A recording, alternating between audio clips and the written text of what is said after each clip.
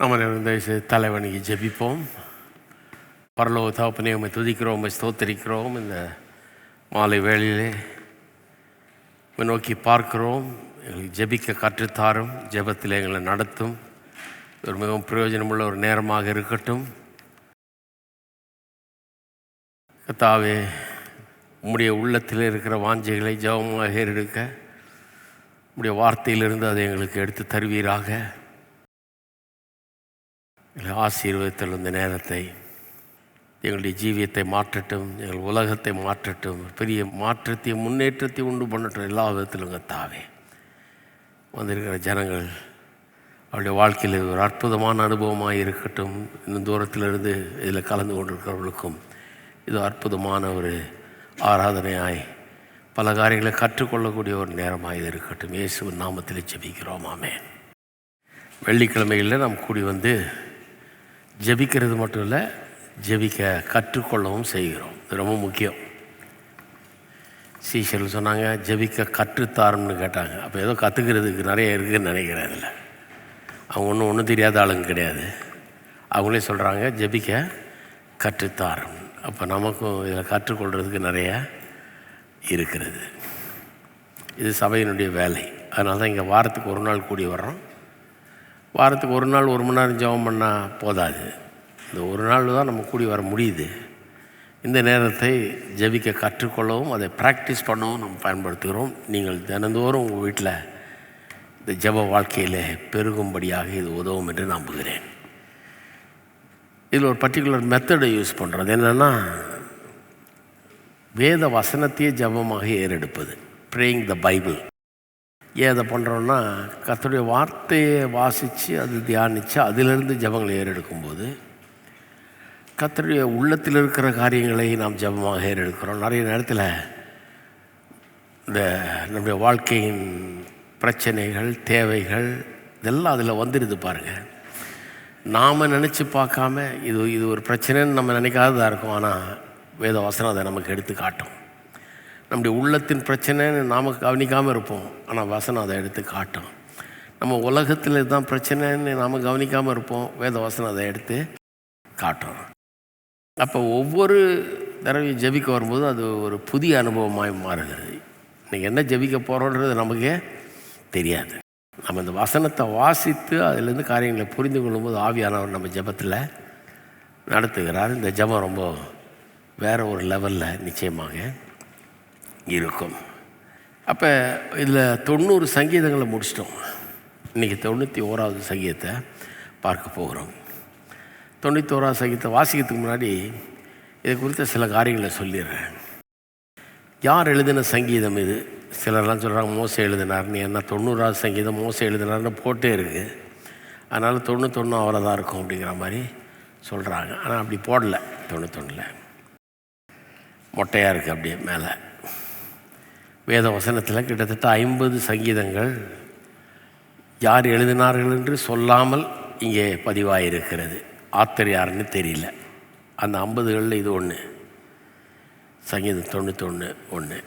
யார் எழுதுனதுன்னு தெரியாது. யார் எழுதுனதுன்னு தெரியாததுனாலும் இந்த சங்கீதத்தினுடைய பாப்புலாரிட்டி, இதை ஜனங்கள் விரும்புகிறத பார்த்திங்கன்னா, இதுதான் ரொம்ப அதிகமாக வாசிக்கப்படுகிற ஒரு சங்கீதம், ரொம்ப அதிகமாக பிரசங்கிக்கப்படுகிற சங்கீதம், ரொம்ப அதிகமாக கிறிஸ்தவர்களால் நேசிக்கப்படுகிற சங்கீதம். எல்லா காலத்திலும் கிறிஸ்தவர்கள் கடந்த 2000 வருஷமாக எல்லா காலத்திலும் இந்த சங்கீதத்துக்கு வந்து இங்கிருந்து தங்களுக்கு வேண்டிய ஆறுதலையும் பலத்தையும் பெற்றுக்கொண்டார்கள் என்பதுதான் உண்மை. கிறிஸ்தவ மக்களால் அதிகமாய் நேசிக்கப்படுகிற ஒரு சங்கீதம் இது. சரி, அப்போ இது ஒரு அற்புதமான ஒரு சங்கீதம். யார் எழுதுனாங்க தெரியாது, ஆனால் ரொம்ப பாப்புலர், ரொம்ப விரும்பப்படுகிற சங்கீதம், ரொம்ப மக்கள் நேசிக்கிற ஒரு சங்கீதம். பலருக்கும் இது பல காலகட்டத்தில் ஆறுதலும் தேர்தலுமாக இருந்திருக்கிறது. நானே இந்த சங்கீதத்தை பல வருஷத்துக்கு முன்னாடி இதிலிருந்து 13 பிரசங்கங்கள் பண்ணியிருக்கிறேன். சங்கீதம் 91லேருந்து 13 பிரசங்கங்கள் செய்திருக்கிறேன்.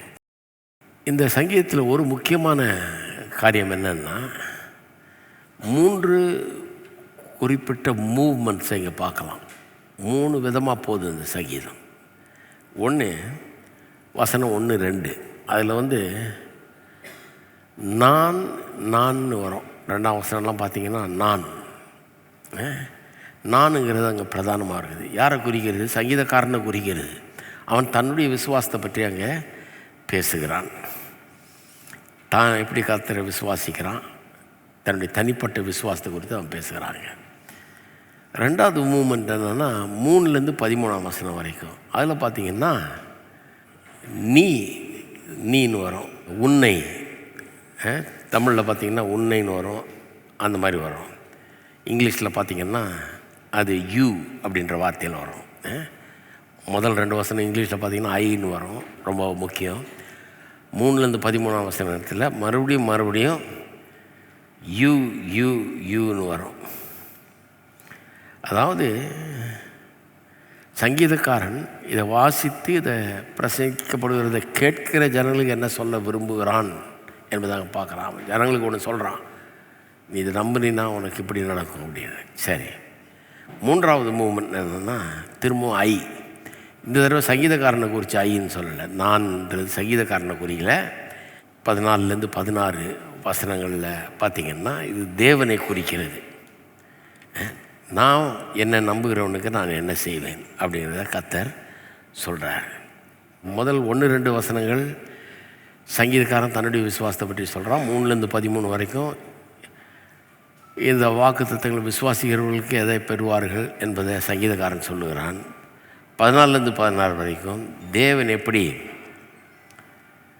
தம்மை நேசிக்கிறவர்களை ஆதரிப்பார், காப்பார், நடத்துவார் என்பதை பற்றி 3ஆம் பகுதி சொல்லுகிறது. முதல் பகுதி அப்படிங்கிற வார்த்தை பிரதானமாக வருது. 3லேருந்து 13 யூன்ற வார்த்தை திரும்ப வரும் இங்கிலீஷில். 3வது பகுதி திரும்ப போகுது. இந்த தடவை தேவனை டிவைன் ப்ரோனவுன், அது தேவனை குறிக்கிறது. சரி, இதில் இப்போ வாசிப்போம். முதல் 2 வசனங்களை வாசிப்போம். உன்னதமானவரின் மறைவில் இருக்கிறவன் சர்வ வல்லவருடைய நிழலில் தங்குவான். நான் கர்த்தரை நோக்கி, நீர் என் அடைக்கலம், என் கோட்டை, என் தேவன், நான் நம்பி இருக்கிறவர் என்று சொல்லுவேன். எத்தனை தடவை என் அடைக்கலம், என் கோட்டை, என் தேவன், நான் நம்பி இருக்கிறவர், எப்படி வருது பாருங்கள். நான் கர்த்தரை நோக்கி தன்னுடைய விசுவாசத்தை அறிக்கை செய்கிறான். தன்னுடைய விசுவாசத்தை அறிக்கை செய்கிறான். ஆனால் அந்த முதல் வசனம் ரொம்ப விசேஷமான வசனம். ஏன்னா அது முதல் வசனமாக இருக்கிறதுனால இந்த முதல் வசனத்தை ஒரு தீமேட்டிக் ஸ்டேட்மெண்ட்னு எடுத்துக்கலாம். எதை பற்றி சொல்ல போகிறான் என்பதற்கு ஒரு தீமை அறிவிக்கிற ஸ்டேட்மெண்ட்டாக இருக்குது.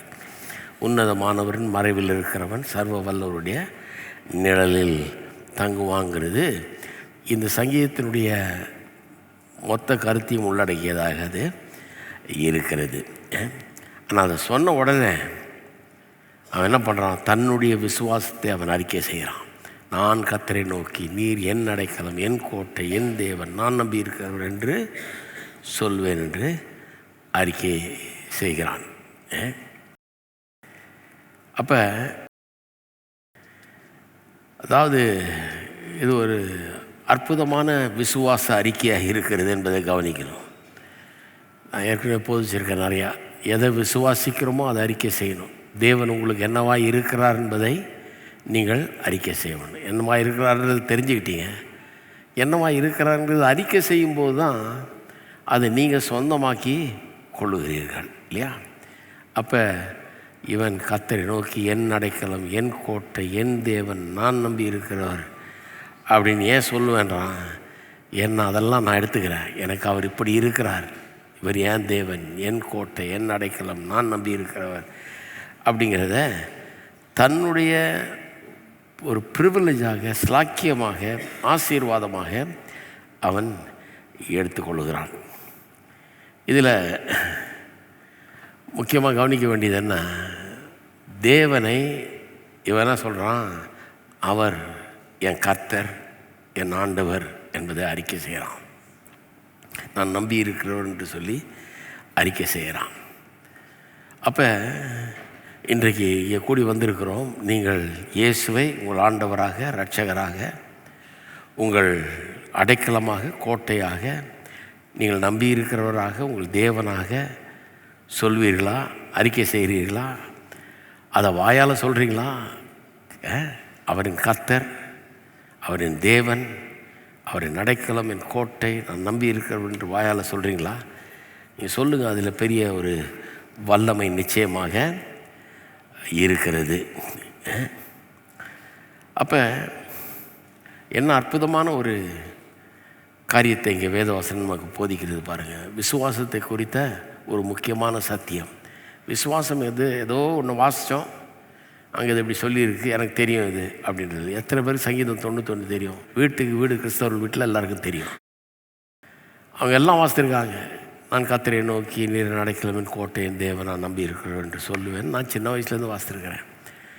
ஆனால் இதை சொல்கிறதுல எவ்வளோ வல்லமை இருக்குதுன்னு ரொம்ப நாளைக்கு அப்புறம் தான் கற்றுக்கிட்டேன். நான் இதை சொல்லும்போது இது என்னுடையதாக மாறுகிறது. நான் அதை தீவிரமாக எடுத்துக்கொள்ளுகிறேன். அது ரொம்ப முக்கியம். அதில் இங்கே பார்த்தீங்கன்னா 4 உருவக படங்கள் இங்கே கொடுக்கப்படுகிறது. தேவன் எனக்கு என்னவா இருக்கிறார் என்று 4 விதமாக உருவகப்படுத்துகிறார் சங்கீதக்காரர். 1 மறைவு, நிழல், அடைக்கலம், கோட்டை. 4 பிக்சர்ஸ், 4 மெட்டஃபார்ஸ், 4 உருவக படங்கள் கொடுக்குறான். உன்னதமானவர் மறைவில் இருக்கிறவன், அவருடைய ஷெல்டர், இங்கிலீஷில் ஷெல்டர்னு வருது. அந்த ஷெல்டரில் நம்ம இருக்கிறோமா? அவருடைய நிழலில் நம்ம தங்குறோமா? அவர் நமக்கு அடைக்கலமாக இருக்கிறாராம், அவர் நமக்கு கோட்டையாக இருக்கிறாராம். அது மட்டும் இல்லாமல் தேவனுடைய நாமங்கள் 4 விதத்தில் விவரிக்கிறான். 1 அவரை உன்னதமானவர்னு சொல்கிறான், த மோஸ்ட் ஹை காட்னு வருது இங்கிலீஷில். ஆல் மைட்டி அப்படின்னு வருது, சர்வ வல்லவர் அப்படின்னு வருது இல்லையா? 1ஆம் வசனத்திலே அது வருகிறது. அப்புறம் லார்ட்னு வருது, கர்த்தர்னு வருது, மை காட்னு வருது, தேவன்னு வருது. எனக்கு உடனே தோமா தான் ஞாபகம் வருது. நம்ம ஊருக்கு வந்த தோமா, இயேசுடைய சீஷன். முதல்ல இயேசுவை விசுவாசிக்கலை. அப்புறம் இயேசு வந்து அவனுக்கு காட்சி அளித்து தொட்டுப்பார், கையை போட்டால் தான் நான் நம்புவேன்னு சொல்லி தொட்டுப்பாருன்ற. அப்போ அவனுக்கு வழங்கிருச்சு விருதான்னு சொல்கிறான், என் ஆண்டவரே என் தேவனே அப்படிங்கிறான் இல்லையா? அப்போ தேவனுக்கு 4 பெயர்களை சொல்லி அவன் அழைக்கிறான். அது மட்டும் இல்லை, இன்னொரு காரியத்தை சொல்லுகிறான், தங்குவான் என்கிற வார்த்தையை பயன்படுத்துகிறான். அதனால் ஒரு வார்த்தையை ரொம்ப முக்கியம் பாருங்கள். அவருடைய மறைவில் இருக்கிறவன் மட்டும் இல்லை, நிழலில் தங்குகிறவன். ஏதோ வந்துட்டு போகிறவன் இல்லை, விசிட்டர் இல்லை, அப்பப்போ வந்து எட்டி பார்த்துட்டு போகிறவன் இல்லை, அவருக்குள்ளாகவே வாழுகிறவன், தங்குகிறவன், அவருக்குள்ளேயே வசிக்கிறவன். எத்தனை பேர் நீங்கள் கிறிஸ்துவுக்குள்ளே இருக்கிறீங்க? வெறும் சர்ச்சுக்கு வரும்போது தான் நம்ம உள்ளே எட்டி பார்க்குறோன்னு கிடையாது. கர்த்தர் நம்மோடு எப்போதும் இருக்கிறார், தேவன் ஆவியாய் இருக்கிறார், நாம் அவருக்குள்ளே இருக்கிறோம், அவர் நமக்குள்ளே இருக்கிறார்.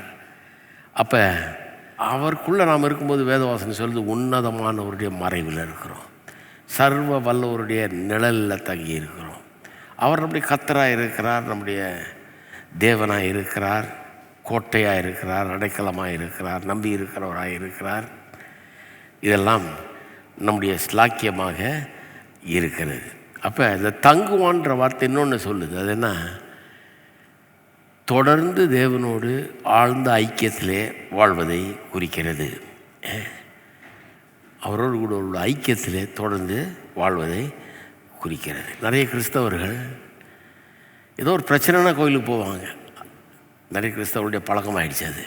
ஏதோ ஒரு பிரச்சனைனா கோயிலுக்கு போவாங்க, அந்த பிரச்சனை இருக்கிற வரைக்கும் போவாங்க, அந்த பிரச்சனை தீர்ந்தவுடனே அதோட கோயிலை ஏற கட்டிடுவாங்க, அதோட கோயில் தேவையில்லைன்னு முடிவு பண்ணுவாங்க.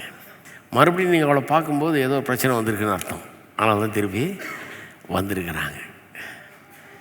அவங்க வந்து தங்குறவங்க கிடையாது, கிறிஸ்துவுக்குள்ளேயே இருக்கிறவங்க கிடையாது, அப்பப்போ வந்துட்டு போகிறவங்க. கடவுளை வந்து ஒரு பயன்படுத்திக்கிறாங்க, அவருடைய பிரயோஜனத்துக்காக பயன்படுத்திக்கிறாங்க. கர்த்தர் நல்லவர், நிறைய நேரத்தில் ஹெல்ப் பண்ணுறாரு. ஏன்னா நம்முடைய நிலைமையை அறிஞ்சிருக்கிறாரு, நம்ம மேலே இரக்கம் காட்டுகிறார், ஹெல்ப் பண்ணுறாரு. எத்தனை வீட்டில் பிள்ளைகள் பெற்றோரை பயன்படுத்திக்கிறாங்க, எதுக்கோ காசு பணம் வேணுன்னா பயன்படுத்திக்கிறாங்க, ஏதாவது தேவைன்னா பயன்படுத்திக்கிறாங்க. கொஞ்சம் நல்லா பேசுவாங்க, கொஞ்சம் நல்லா கேட்பாங்க, நைஸ் பண்ணி வாங்கிக்குவாங்க, இப்படியெல்லாம் இருக்குல்ல. அது மாதிரி தான் கர்த்தர்கிட்டையும் நிறைய பேர் கர்த்தர்கிட்ட ரொம்ப இதாக க்ளோஸாக இருக்கிற மாதிரி வருவாங்க. ஆனால் அங்கே தங்குகிறவர்கள் கிடையாது. ஆனால் இந்த ஆசீர்வாதங்கள் எல்லாம், இப்போ சொல்லப்போகிற ஆசீர்வாதங்கள், பல ஆசீர்வாதங்களை சொல்கிறாரு, அந்த ஆசீர்வாதங்கள் எல்லாம் தங்குகிறவனுக்கு சொந்தமான ஆசீர்வாதங்கள் என்று வேதவாசனம் சொல்லுது.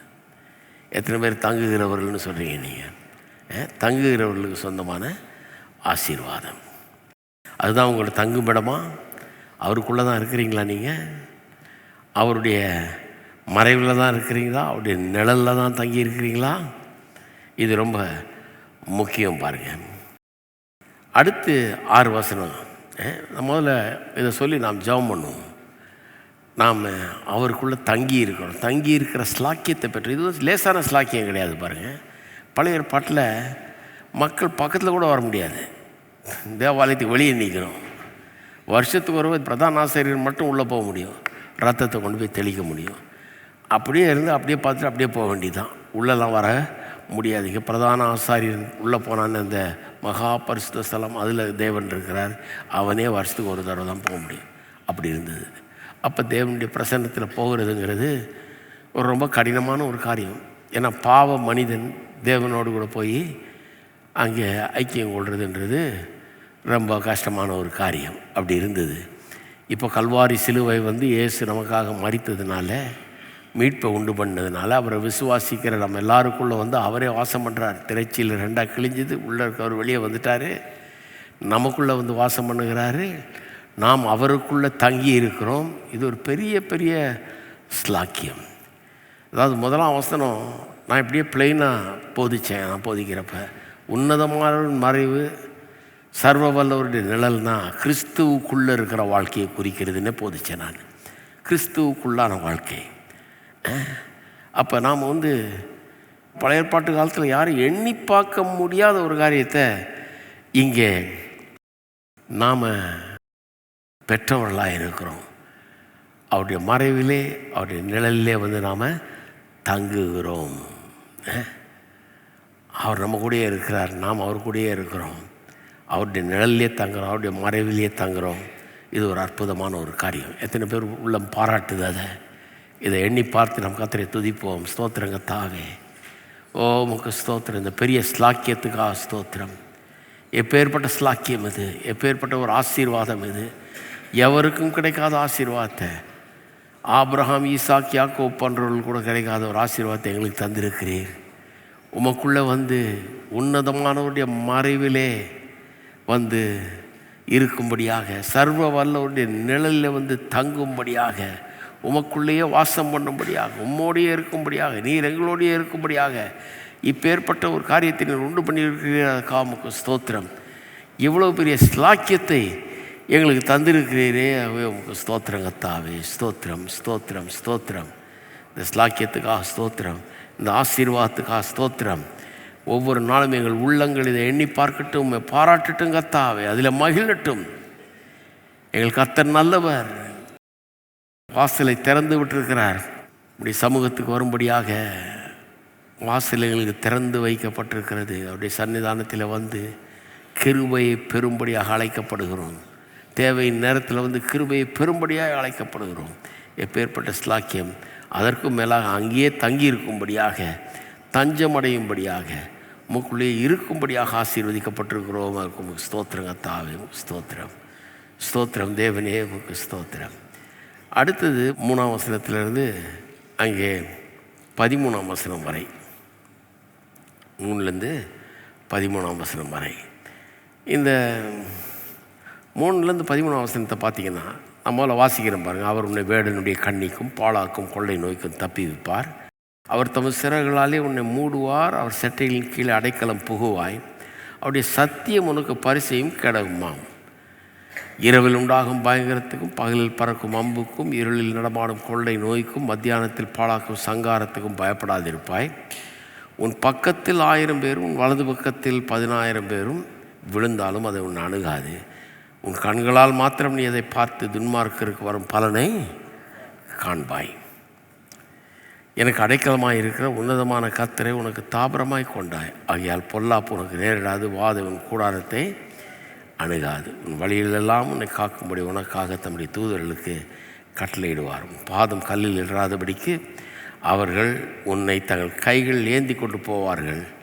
சிங்கத்தின் மேலும் விரியன் பாம்பின் மேலும் நீ நடந்து பால சிங்கத்தையும் வலு சர்ப்பத்தையும் மிதித்து போடுவாய். சரி, இங்கே 6 வசனங்களில் தேவன் நமக்காக அவரை நம்புகிற விசுவாசிக்கிறவர்களுக்காக என்ன செய்வார் என்பது சொல்லப்பட்டிருக்கு. 6 வசனங்களில் என்னெல்லாம் செய்வார் அவர் அப்படிங்கிறத இங்கே சொல்லியிருக்கிறது. என்ன செய்வாராம்? 3ஆம் வசனம் சொல்லுகிறது, அவர் உன்னை வேடனுடைய கண்ணிக்கும் பாழாக்கும் கொள்ளை நோய்க்கும் தப்புவிப்பார். 2 காரியங்களிலிருந்து 2 ஆபத்துகளிலிருந்து தப்புவிப்பார்னு சொல்லியிருக்கு. வேடனுடைய கண்ணிக்கும் பாழாக்கும் கொள்ளை நோய்க்கும் தப்புவிப்பார் என்று சொல்லியிருக்கு. அப்படின்னா தேவன் இந்த 2 காரியங்களிலிருந்து நமக்கு விடுதலையை தருவார், பாதுகாப்பை தருவார்ங்கிறத வேதவசனம் நமக்கு போதிக்கிறது. எல்லா கிறிஸ்தவர்களுமே இந்த அனுபவத்தை உடையவர்களாக எங்கேயோ ஒரு இடத்துல ஒரு பெரிய ஆபத்திலிருந்து நாம் காப்பாற்றப்பட்டிருக்கிறோம். சத்துருவனுடைய பெரிய கண்ணியிலிருந்து கர்த்தர் நம்மளை காப்பாற்றிருக்கிறார். எனக்கு பல முறை அது நடந்திருக்கு, உங்களுக்கும் நடந்திருக்கும். நாங்கள் இதெல்லாம் சில நேரத்தில் நம்ம எண்ணி பார்ப்பதில்லை. பாருங்கள், எண்ணி பார்க்க வேண்டும். எனக்கு நடந்திருக்கு, உங்களுக்கு நடந்திருக்கும். எல்லா கிறிஸ்தவர்களும் ஏதாவது ஒரு காலகட்டத்தில் அதை அனுபவித்திருக்கிறார்கள் என்பது தான் உண்மை. வேடனுடைய கண்ணிக்கு, அப்புறம் பாழாக்கும் கொள்ளை நோய்க்கு தப்பி வைப்பார் என்பது. இதே 5-6 வசனங்கள் இன்னும் தெளிவாக சொல்லுது பாருங்கள். இரவில் உண்டாகும் பயங்கரத்துக்கும் பகலில் பறக்கும் அம்புக்கும் இருளில் நடமாடும் கொள்ளை நோய்க்கும் மத்தியானத்தில் பாழாக்கும் சங்காரத்துக்கும் பயப்படாதிருப்பாய்.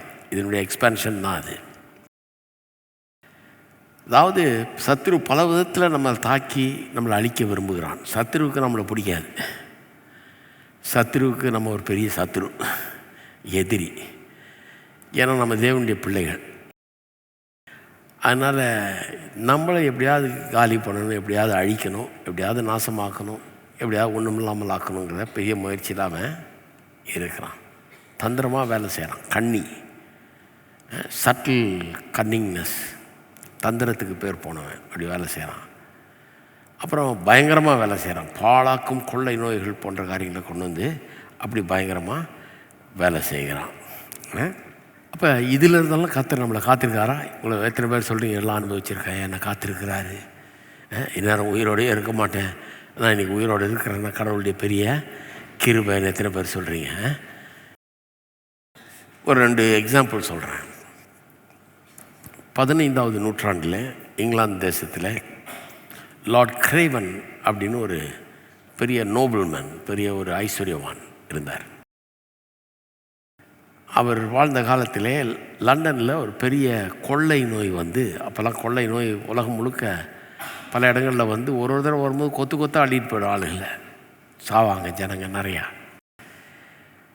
அப்படிப்பட்ட ஒரு காலம் அது. லண்டனில் வந்து நிறைய பேர் சாக ஆரம்பிக்கிறார்கள். வீட்டுக்கு வீடு இந்த வியாதி கொள்ளை நோய் வந்துருச்சு.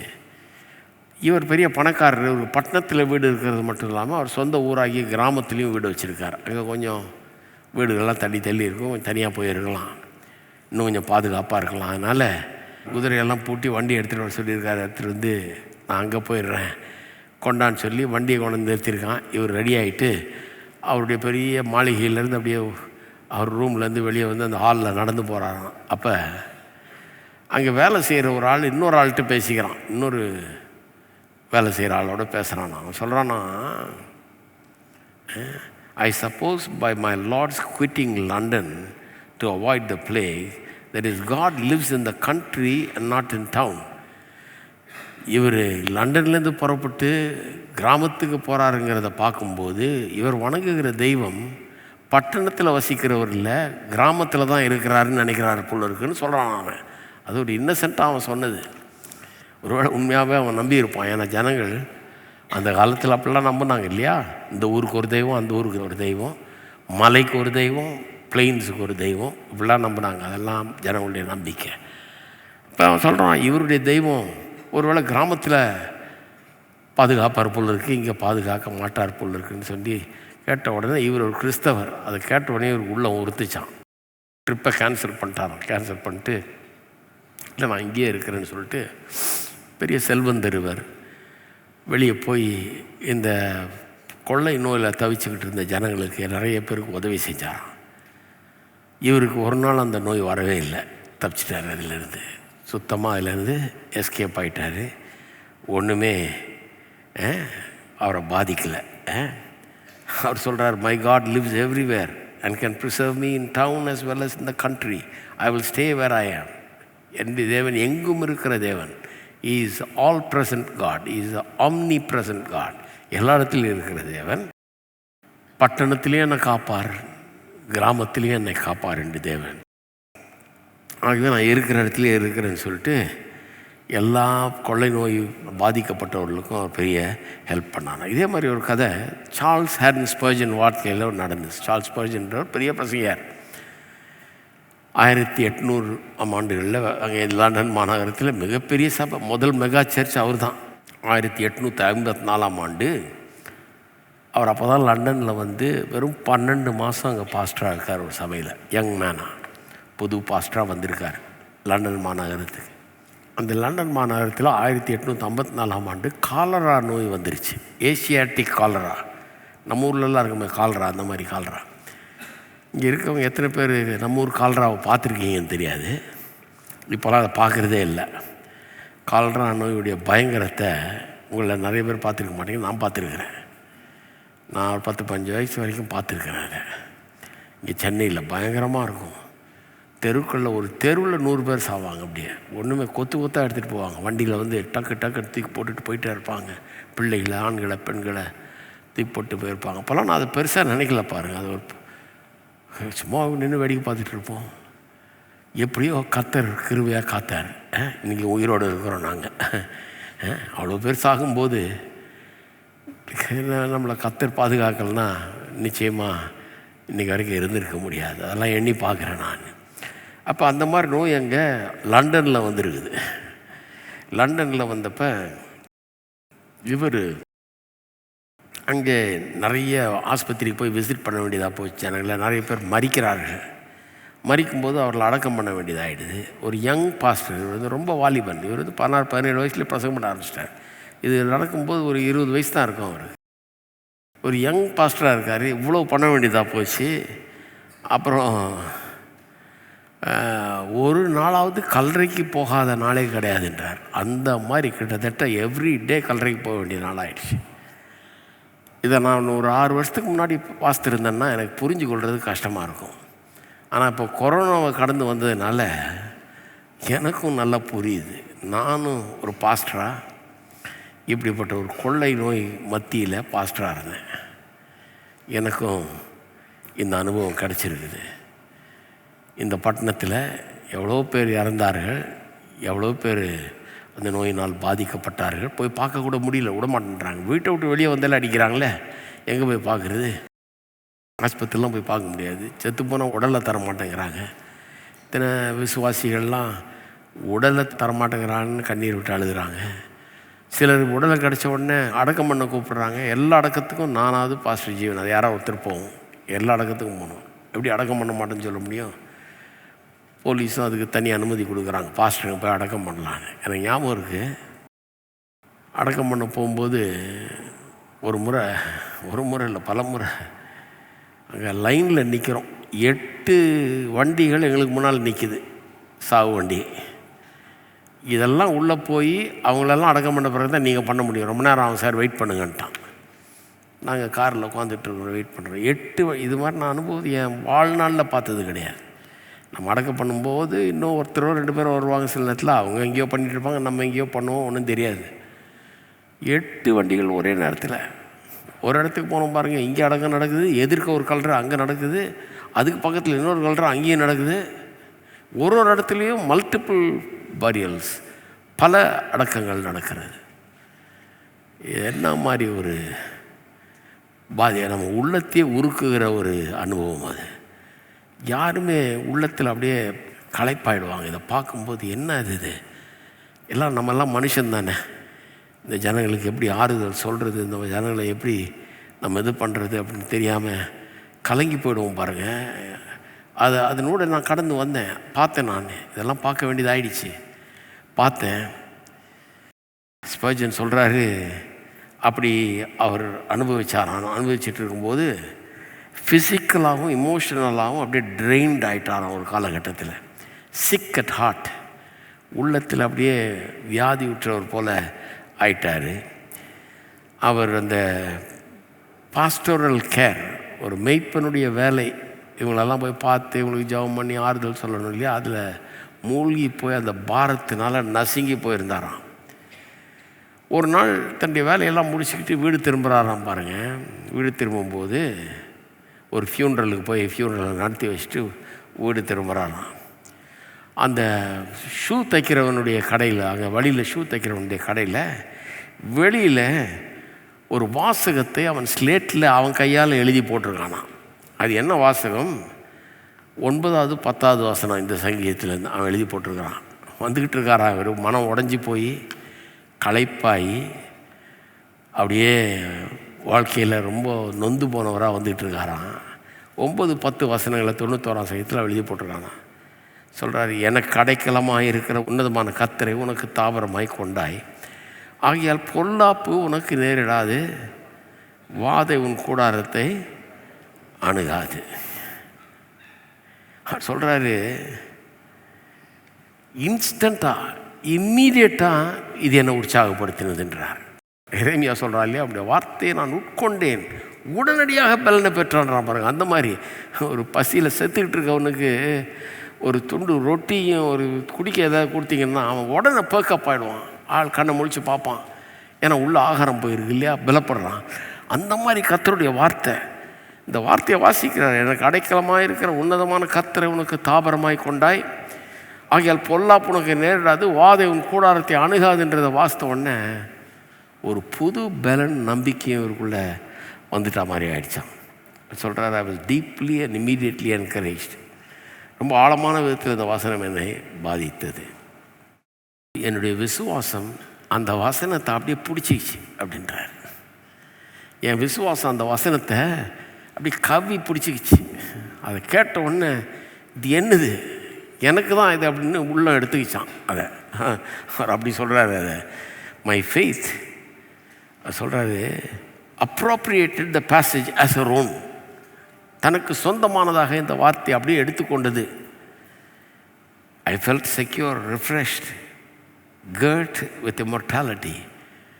நான் பத்திரமாய் இருப்பதை உணர்ந்தேன், புது பலன் அடைந்தேன், சாகாமையினால் என்னை கடவுள் உடுத்தி விட்டது மாதிரி இருந்தது. நான் ஒன்று செத்துற மாட்டேன்னு கடவுள் எனக்கு நம்பிக்கையை கொடுத்தார் எனக்கு அப்படின்றார். ஆனால் சுற்றில் ஆளுங்க செத்துக்கிட்டு இருக்கிறாங்க. அதன் பிறகு நான் புது பலன் பெற்றவனாய் நான் தொடர்ந்து ஜனங்களை சந்திக்க ஆரம்பித்தேன், ஆஸ்பத்திரிகளுக்கு போக ஆரம்பித்தேன், அமைதலாக ஜனங்களுக்கு ஜெபிக்க ஆரம்பித்தேன், உதவி செய்ய ஆரம்பித்தேன். எனக்கு ஏதாவது ஆகிடுமோன்ற அந்த பயம் என்னை விட்டு போய்விட்டது. அன்னையிலிருந்து எனக்கு எதுவும் ஆகவும் இல்லை. அந்த காலரா நோய் என்னை தொடவே இல்லை, எனக்கு அது வரவே இல்லைங்கிறார். சொல்கிறாரு, கடவுள் தான் அவனை எழுதி அங்கே வைக்க வச்சிருக்கிறார் எனக்காகவே.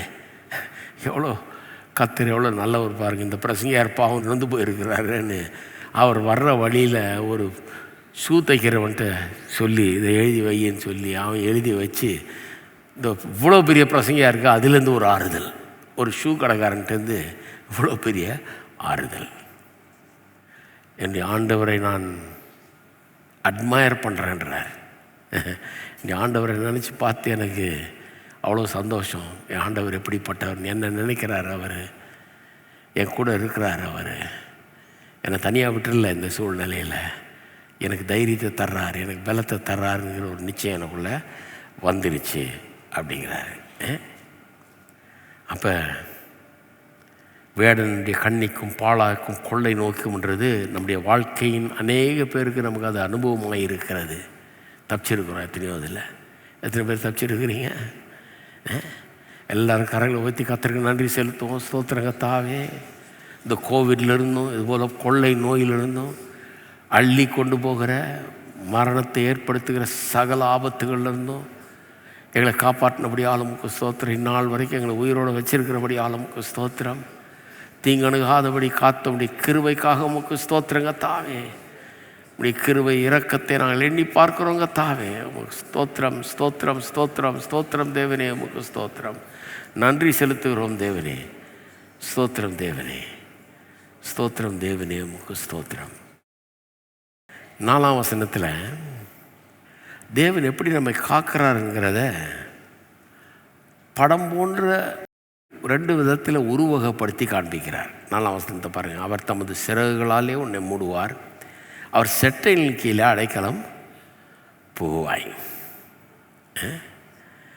ஒன்று இந்த மதர் பேர்டு, அந்த கோழி தன் குஞ்சுகளை எப்படி பாதுகாக்குது அந்த பிக்சரை கொடுக்குறாரு.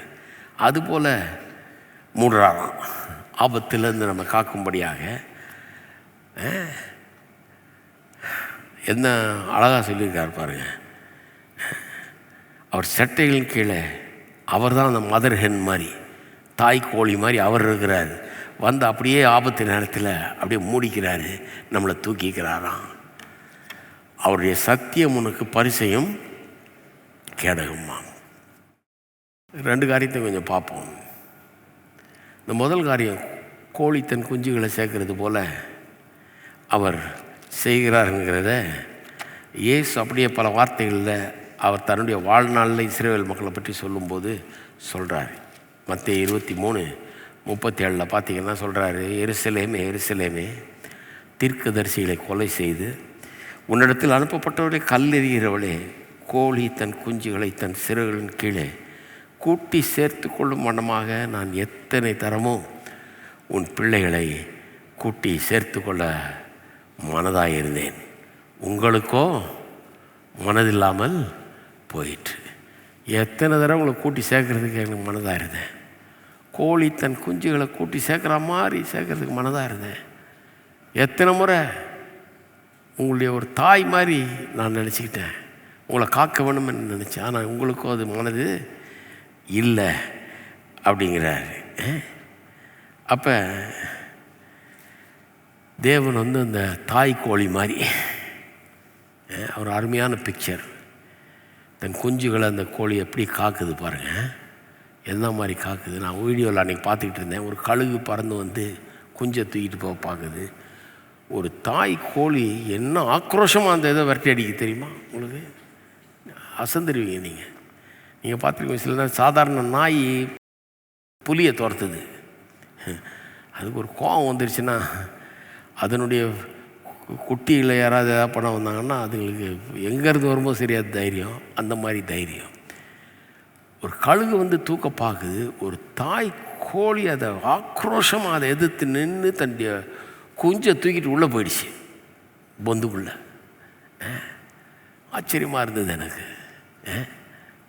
நம்முடைய தேவன் எப்படி நம்மளை தன்னுடைய செட்டையில் கீழே அடைக்கலம் போக வைக்கிறார் என்பதை குறித்து ஒரு அருமையான படம். அடுத்தது அவருடைய சத்தியம் உனக்கு பரிசையும் கேடகமாகும்.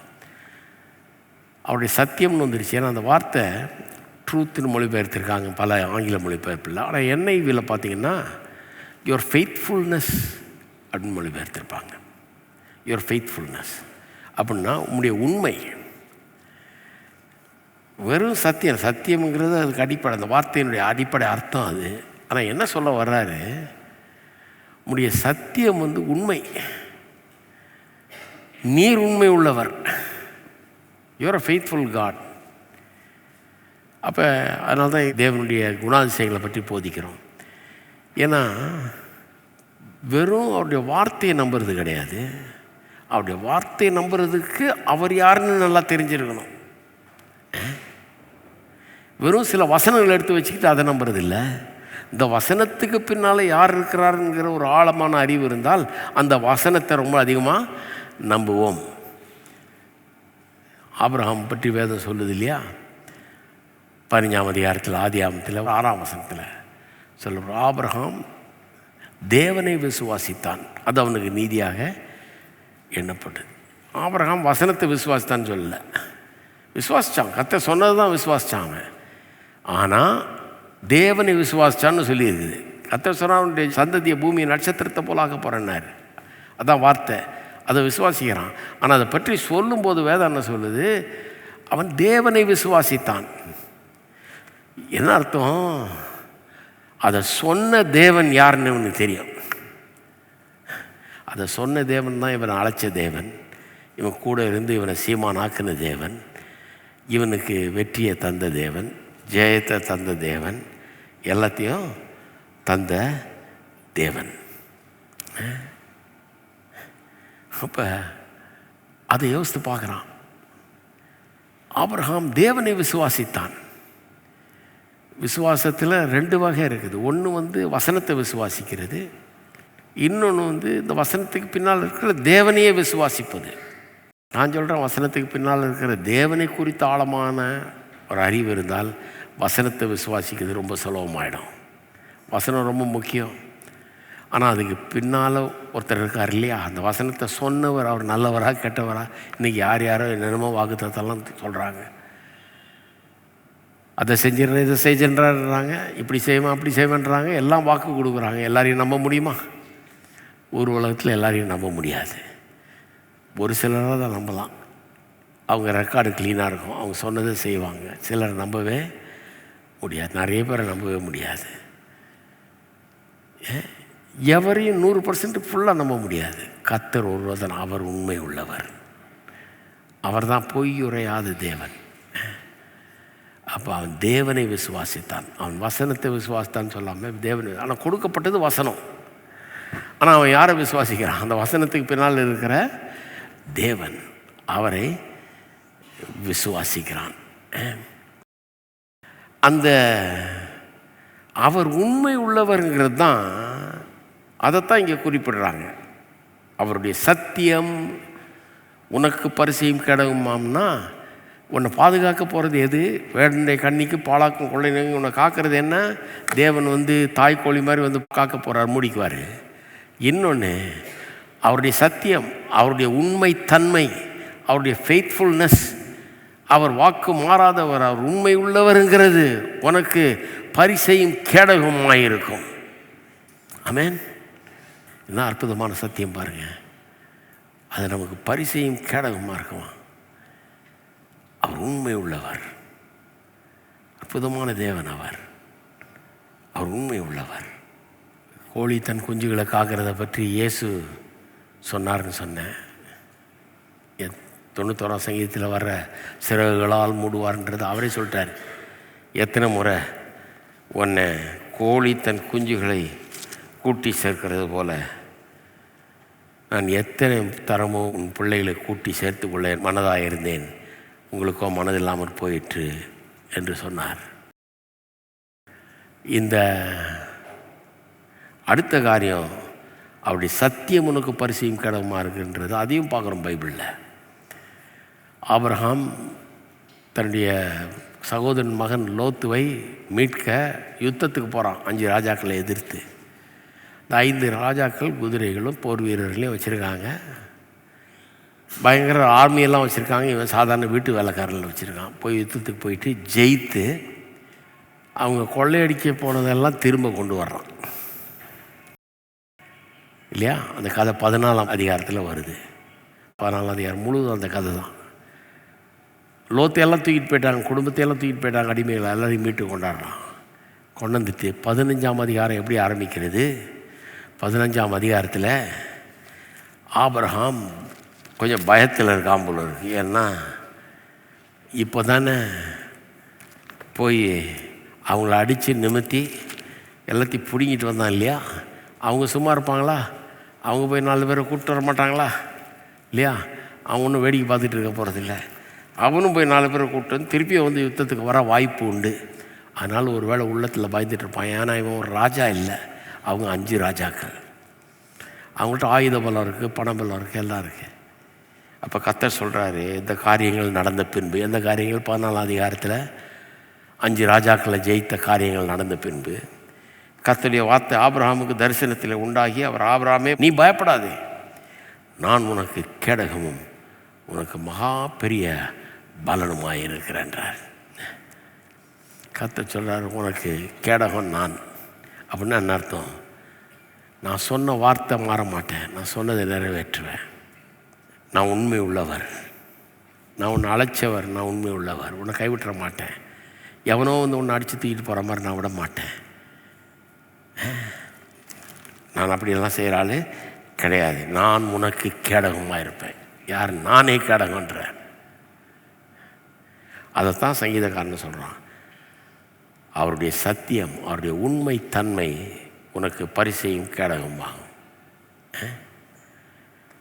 அப்போ தேவனுடைய உண்மை தன்மையை நாம் நல்லா தியானிக்கணும், ரொம்ப ஆழமாக தியானிக்க வேண்டும். தேவனுடைய உண்மை தன்மையை ஆராயணும், அறிந்து கொள்ள வேண்டும். தேவர் எவ்வளோ உண்மை உள்ளவர்ன்றதில் ஆழமாக போகணும். அதனால தான் பாருங்கள், ஞாயிற்றுக்கிழமை காலையில் பிரசங்கம் பண்ணுறது ரொம்ப முக்கியம். இது எப்படிப்பட்ட தேவன்? நம்முடைய தேவன் எப்படிப்பட்டவர்? உண்மை உள்ளவர். அதில் ஆழமாக போக போக அது தியானிக்க தியானிக்க எந்த சூழ்நிலையிலும் என் தேவன் எனக்கு கேடவும் பரிசையுமாய் இருப்பாயர் என்கிற நம்பிக்கை நமக்கு உண்டாகிறது. ஆமென். இந்த வாழ்க்கையில் அப்படிப்பட்ட ஒரு கேடவும் பரிசை நமக்கு தேவை. நம்முடைய தேவன் நல்லவராக இருக்கிறார், உண்மை தன்மை உள்ளவராக இருக்கிறார், நம்மை பாதுகாக்கக்கூடிய நல்லவராகவும் வல்லவராகவும் அவர் இருக்கிறார், நமக்கு போதுமானவராக இருக்கிறார். அப்போ அந்த கேடவும் பரிசையும் என்பது அவருடைய உண்மை தன்மையை குறிக்கிறது. அப்போ அந்த உண்மைத்தன்மை நமக்கு கேடகமாக இருக்குது. நம்ம எல்லோரும் எழுந்து நிற்போம், எழுந்து நின்று ஜெபம் பண்ணுவோம், நாம் கர்த்தருக்கு நன்றி செலுத்துவோம். அவர் நம்மை தமது சிறகுகளாலே மூடுவார்னு சொல்லியிருக்குது. அப்படி தான் நம்மளை மூடுறாரு. அவர் சட்டையின் கீழே நாம் அடைக்கலம் போகிறோம் என்று சொல்லி இருக்கிறது. அப்படியே சத்தியம் நமக்கு பரிசையும் கேடகமாக இருக்கிறது. வேடனுடைய கண்ணிக்கும் பாழாக்கும் கொள்ளை நோய்க்கும் தப்பு வைப்பார் என்று சொல்லியிருக்கிறது. நம்முடைய கர்த்தர் நம்ம கூட இருக்கிறான்றாரு. தம்மை விசுவாசிக்கிறவர்களை அவர் பாதுகாக்கிறவர் என்று சொல்லியிருக்கிறது. நாம் கர்த்தருக்கு நன்றி செலுத்துவோம். இதையெல்லாம் சொல்லி சொல்லி ஜெபம் பண்ணுவோம். அவர் உங்களுக்கு என்னவா இருக்கிறார் என்பதை சொல்லி ஜெபம் பண்ணுங்க. ஸ்தோத்திரம், ஸ்தோத்திரம். தேவனே உமக்கு ஸ்தோத்திரம். நீர் எங்களுடைய அடைக்கலம், கோட்டை, நான் நம்பி இருக்கிறவர். என் தேவன், என் கர்த்தர் நீர் கர்த்தாவே. உம்மை துதிக்கிறேன், உம்மை துதிக்கிறேன், சோத்தரிக்கிறேன். உடைய மறைவிலே நான் வாழ்ந்து கொண்டிருக்கிறேன், உடைய நிழலிலே நான் தஞ்சம் புகுந்திருக்கிறேன் கர்த்தாவே. வேடனுடைய பொல்லாதவனுடைய சகல கண்ணிக்கும் என்னை தப்பு வைக்கிறபடி ஆளும் ஸ்தோத்திரம். அன்றாடம் என்னை தப்பு வைக்கிறபடி ஆளும் ஸ்தோத்திரம். ஒவ்வொரு நாளும் எல்லா ஆபத்துகளுக்கும் விலக்கி காக்கிறபடி ஆளுமுக்கு ஸ்தோத்திரம். ஸ்தோத்திரம், ஸ்தோத்திரம், ஸ்தோத்திரம், ஸ்தோத்திரம், ஸ்தோத்திரம் கர்த்தாவே. சத்துரு பல ஆயுதங்களை எய்கிறான் எங்கள் மீது. எங்களை அழிக்க வேண்டும் என்பது அவருடைய நோக்கமாக இருக்கிறது. எங்களை காக்க வேண்டும் என்பதே உம்முடைய குறிக்கோளாக இருக்கிறது. வேண்டிய கண்ணிக்கு எங்களை பாதுகாக்கிறபடி ஆளுமுக்கு ஸ்தோத்திரம். பாழாக்கும் கொள்ளை நோய்கள் இந்த தேசத்தில் வந்து போன பலம் காத்திருக்கிறீர், இனிமேலும் காக்க வல்லவராக இருக்கிறீர். உமக்கு ஸ்தோத்திரம். பாழாக்கும் கொள்ளை நோக்கி எங்களை, எங்கள் குடும்பங்களை காக்கிற வல்லவரே உமக்கு ஸ்தோத்திரம், ஸ்தோத்திரம், ஸ்தோத்திரம், ஸ்தோத்திரம். சிறகுகளால் எங்களை மூடுகிறவரே உமக்கு ஸ்தோத்திரம். உடைய சட்டையின் கீழே எங்களுக்கு அடைக்கலம் இருக்கிறபடியால் உமக்கு ஸ்தோத்திரம் கர்த்தாவே. உடைய சட்டையின் கீழே அடைக்கலம் புகும்படியாய் செய்திருக்கிறபடியால் உமக்கு ஸ்தோத்திரம் கர்த்தாவே. ஸ்தோத்திரம், ஸ்தோத்திரம், ஸ்தோத்திரம், ஸ்தோத்திரம். கோழி தன் குஞ்சுகளை கூட்டி சேர்க்கிறது போல எங்களை கூட்டி சேர்த்திருக்கிறீர், எங்களை பாதுகாக்கிறீர். அப்படி சத்தியம் உனக்கு பரிசையும் கேடகமாக இருக்கும் என்று சொல்லி இருக்கிறதே, அதன்படியே உடைய சத்தியம் எங்களுக்கு இருக்கிறபடி ஆளுமுக்கு ஸ்தோத்திரம், ஸ்தோத்திரம், ஸ்தோத்திரம், ஸ்தோத்திரம். தேவனே உமக்கு ஸ்தோத்திரம். மக்களை ஆசீர்வதிப்பீராக. இந்த வார்த்தைகள் அவருடைய உள்ளத்தில் ஆழத்தில் செல்லட்டும் கர்த்தாவே. சங்கீதக்காரன் சொல்லுகிறது போல, நான் கர்த்தரை நோக்கி என் தேவன் அடைக்கலம், என் கோட்டை, என் தேவன் நான் நம்பி இருக்கிறவர் என்று சொல்லுவேன் சொல்லுது போல, இன்றைக்கி இவர்கள் இந்த இடத்தை விட்டு போகும்போது இதை சொல்லி கொண்டு போகட்டும் கர்த்தாவே. இதை அறிக்கை செய்து கொண்டு போகட்டும். ஒவ்வொரு நாளும் இதை அறிக்கை செய்யட்டும். நீர் எங்களுக்கு என்னவாய் இருக்கிறீர் என்பதை அறிக்கை செய்யட்டும் கர்த்தாவே. உள்ளத்தின் ஆழத்திலிருந்து அறிக்கை செய்யட்டும். ஆசீர்வாதத்திலும் ஜனங்களை காத்துக்கொள்ளும்.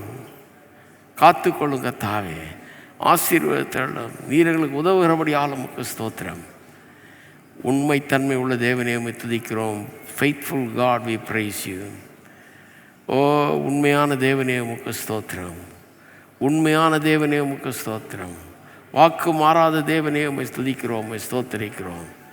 நல்லவரே வல்லவரே உம்மை துதிக்கிறோம், ஸ்தோத்தரிக்கிறோம். கத்தாவே நீர் எவ்வளவு உண்மைத்தன்மை உள்ளவர் என்பதை தினந்தோறும் ஆராய எங்களுக்கு கிருபை செய்வீராக. ஞாயிற்றுக்கிழமை காலையில் பிரசங்கம் பண்ணுகிற அந்த பிரசங்கங்களை ஆழமாய் நாங்கள் சிந்திக்க, தியானிக்க, அதிலிருந்து காரியங்களை பெற்றுக்கொள்ள எங்களுக்கு கிருபை செய்வீராக. எங்கள் விசுவாசம் எங்கள் தேவன் பேரில் இருக்கட்டும். தேவன் பேரில் எங்களுக்கு வார்த்தைகளை சொன்ன தேவன் பேரில் இருக்கட்டும். அவர் நல்லவராக இருக்கிறதுனால அந்த வார்த்தைகளெல்லாம் உண்மை. ஓ உமக்கு ஸ்தோத்திரங்க தாவே, ஸ்தோத்திரம் தேவனே, உமக்கு ஸ்தோத்திரம். எங்கள் தேவன் நல்லவர், அவர் உண்மை உள்ளவர். ஓ உமக்கு ஸ்தோத்திரம், ஸ்தோத்திரம், ஸ்தோத்திரங்க தாவே. ஜனங்களை காத்துக்கொள்ளும், வழி நடத்தும் இயேசுவின் நாமத்திலே ஜெபிக்கிறோம். ஆமென். கர்த்தர் உங்களை ஆசீர்வதிப்பார்.